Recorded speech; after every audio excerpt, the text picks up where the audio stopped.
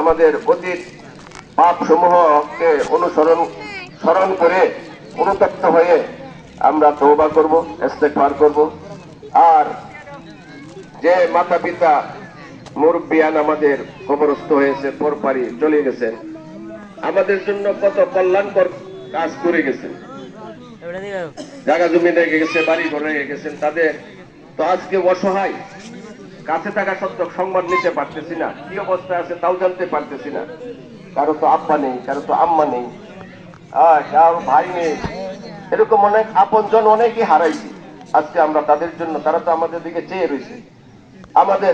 আমরা কি করব? একবার সূরা ফাতিহা, তিনবার সূরা ইখলাস পড়িয়া এবং নফল যে ইবাদত করছি এর সব তাদের রূহের মাগফিরাতে পৌঁছে দিব। আল্লাহ পাক হয়তোবা এর উসিলায় মাফ করে দিতে পারে।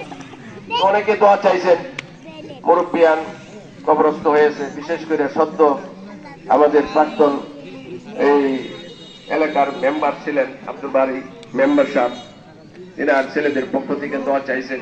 বিশেষ করে আমরা দোয়া করবো যাতে আল্লাহ তাআলা ওনাকে মাফ করে জান্নাতের ফয়সালা করেন।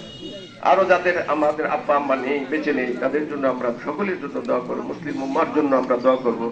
আজকাল তো মুসলিম উম্মা বিধর্মী কর্তৃক নির্যাতিত, দেশান্তর হইতেছে, বাড়ি উপরে বোম্বিং করা হইতেছে, তাদের জন্য আমরা দোয়া করবো আল্লাহ পাক মুসলিম দেশগুলিকে হেফাজত করে। দুরূদ শরীফ পড়ি।